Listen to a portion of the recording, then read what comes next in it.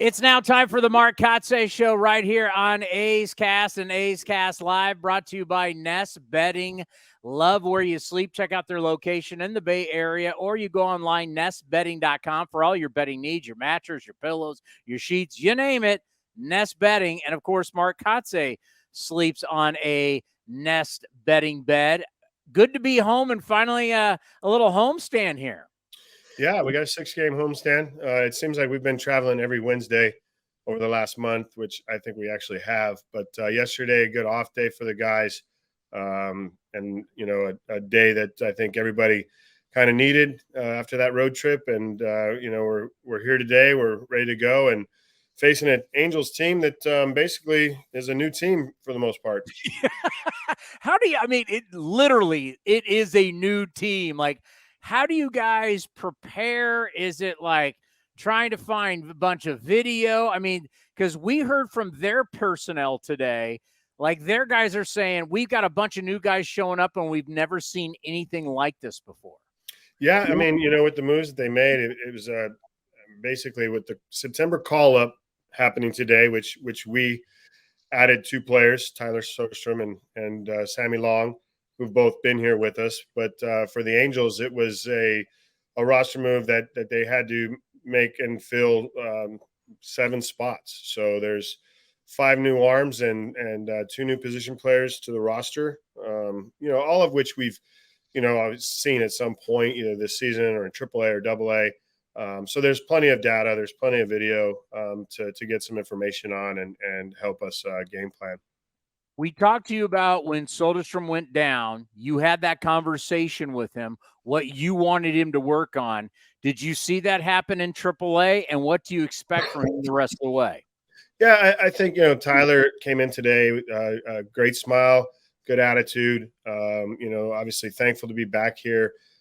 His time in AAA, he did get some hits. He did build some confidence. And I think, the time away from here, we'll see how it did and how it impacted him when he gets in there. He's not in the lineup tonight, but, we'll definitely get him his opportunities. And it's good to have Sammy back as well. When you think about sending a player back down, you're hoping they're going to get that confidence back. There's going to be some disappointment. But do you think that because of his age that he's not going to have the same disappointment it would be for a guy who's older? No, I think for any player when you get sent down, there's that disappointment, on many levels. Tyler has a lot of good friends here in this locker room. Geloff and him were roommates. They've all played together at some point this season for the most part. If you think about the roster right now in Geloff and Jordan Diaz, Jonah Bride, Lawrence Butler. So they all, at some point when you get that experience, whether you're an older player or a younger player coming up or down, it's impactful for everyone, really. When you think about some of the names that didn't get called up, what was the conversation like for Hernaiz and Brett Harris? Well, Hernaiz has been there. He's only been in AAA now for 2 months, possibly a month and a half, and he's having success. So yes, it's obviously a difficult situation when you look at the numbers and say, okay, by the numbers, he's probably earned a chance to be here, and he still can be. The AAA season now goes all the way till September 24th. So these guys are still playing. They're still competing. It's not like it used to be. If a team in the minor leagues didn't make the playoffs at September 3rd or 4th, the season was ended and guys went home, and it was harder to pull guys, back that had been at home for a week or two if there was injury or if you wanted to make an adjustment to the roster. So there's still an opportunity to get him here. We want him to continue doing what he's doing. He's getting a chance to play shortstop, play third base. On the Brett Harris, promotion, if you're looking at that one, we want him to he had a nice night last night, a couple home runs. So continue to do that, continue to play third base and continue to perform, really. When you think about Lawrence Butler from where he started with you to where he is now, what have you seen in his growth? Yeah, I think obviously getting a walk was huge. I think he had gone 50+ at bats without having a walk. So, but that being said, he's taking great at bats. The quality of the at bats good. He competes with 2 strikes. The power is definitely there. We saw that on Wednesday in Seattle with another home run to right center. When he impacts the baseball, he can hit it a long way. So it was a bomb. It was a bomb. It was a bomb, and Lawrence, I think, is right where he needs to be with his growth, with his development. We talked about him earlier in the day a little bit, just in terms of where he's come from in the last 2 years, and probably the most improved Oakland Athletic in our system, and he's showing it right now at the major league level. Where do you see him long-term defensively?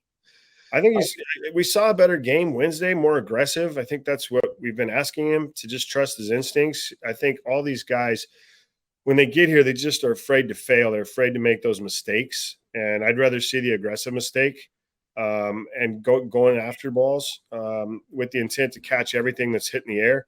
And I think Wednesday we saw him. He played a little shallower. He was explosive off the bat. There was a first step there that we're talking about. And really, that's the biggest thing, I think, for Lawrence, is just trusting his instincts. And I think he can play center field. I really do. How important is that for you to let these guys know, hey, listen, let her rip, let her go? If you're going to make a mistake, doing it with your hair on fire. Because I understand what you're saying. Like, you're here, you're new, you don't want to mess up. I mean, obviously, all these games are on television. A bad mess up gets you on MLB Network over and over again. How do you, as the manager, go to the guy saying, don't worry about it, just let her go?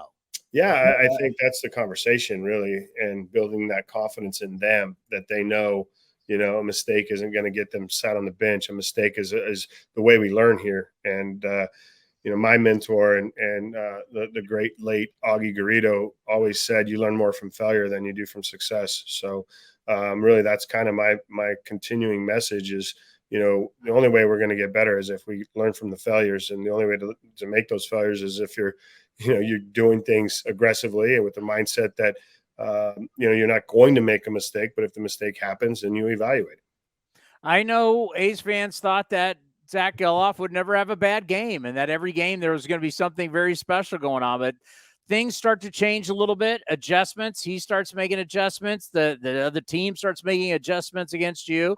And then all of a sudden you go some games without getting hits. Just talk us through the process of what you're seeing with him. Yeah, for Zach, he's doing great. And like you said, I think the expectation level, because he's been so good for the time he's been here, is that it continues, like you talked about. But this game at this level, you're going to go through your ups and downs. You're going to have a weekend or a series where, you hit balls at guys. You get borderline strikes called against you, which we saw in Seattle, a little bit. And I think, for Zach, it's just he hasn't changed. He comes prepared every day, the same mindset, the same attitude. So that's the great sign, is that, even though in Seattle, he didn't have a series of expected results wise, but I thought his at bats were still good. Shea Langeliers, I've started to notice a new confidence in him, and I got to talk to him before you guys went on the last road trip after he had a big home run. And just not the home runs. It seems like he's squaring it up. He's more comfortable. Obviously, a long season. He's dealt with so many different pitchers. Are you now seeing something different, especially at the plate with Shea Langeliers? Well, yeah, I think there's obviously less swing and miss of late. I think he's made the adjustment to understanding the swing that's going to work for him, and believing in it, really, and trusting it. It's hard to make these adjustments at the big league level, and you generally want the result now. And he went through a good stretch of at bats trying to figure out the adjustments, and he stuck with the process. And I think that we're seeing the results because of it. How about Jordan Diaz at third? Have you seen improvement there? Yeah, absolutely. I mean, the one play, the ball got away from him last road trip. Drawing a blank on what game that was, but he threw one away deep in the hole, made a great diving play, got up and rushed his grip. And I think that was in the White Sox series.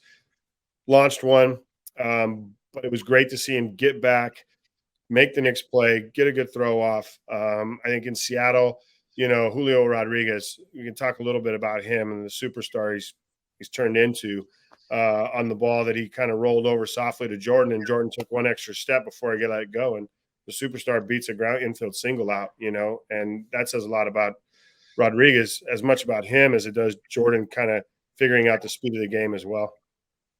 Yeah, the Seattle Mariners, you come away from that series. This is a red hot ball club, and I wouldn't bet against them. Obviously, we have a long way to go with the Rangers and the Astros. You know how good they are, but just your impressions now that you're out of Seattle, how good they've become. Oh, that's a good ball club. They're well versed. They're trained well. They have a deep lineup. Their arms coming out of the bullpen are unbelievable.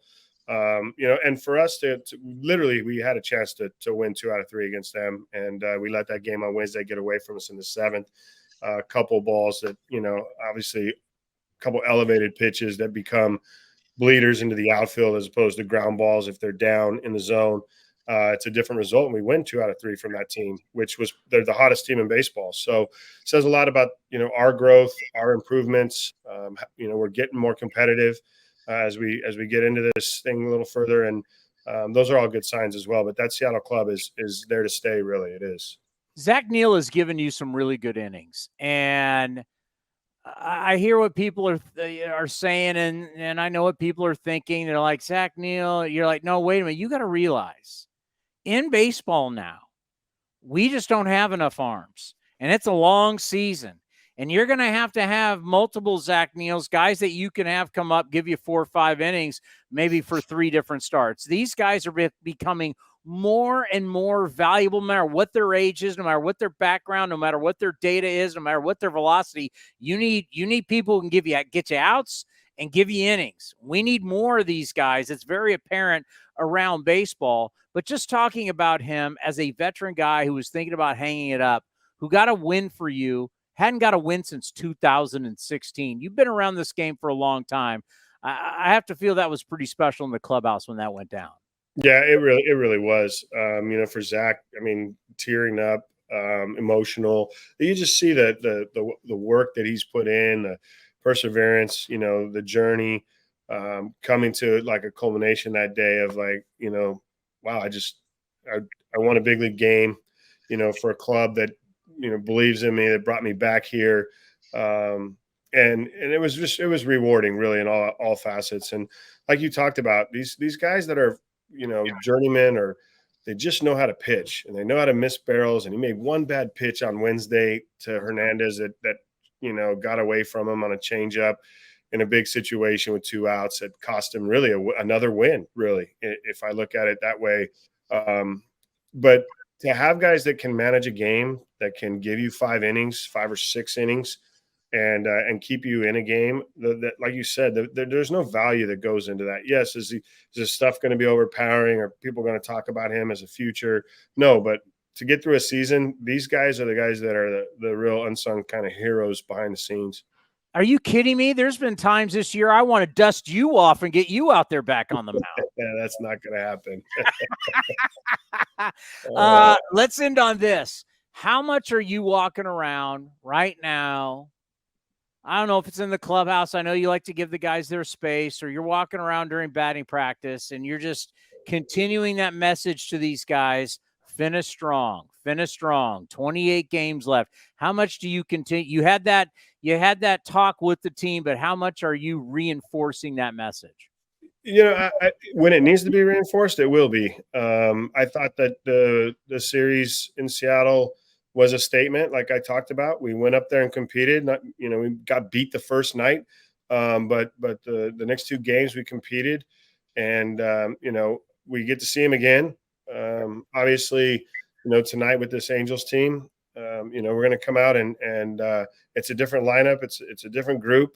But I think for our guys, their mindset's in the right place. They're all in the weight room. They're all working. They're all, continuing to grind. And, from my coaching staff, we're continuing to teach. We're continuing to take every day. And those conversations are, more of just, hey, here's what you're working on. Here's what we need to see improvement with, over the next 28 games. This is where you're going to end up. This is where we want you to end up. And I think, as a group, they want that as well. And all of them know they have something to prove or something to do, to whether it's solidify their job next year or to earn their job right now. It's the Mark Kotsay Show right here on A's Cast and A's Cast Live, brought to you by Nest Bedding. Love where you sleep. Go to their location in the Bay Area or go to nestbedding.com for your mattress, your pillows, your bedding, everything that you need.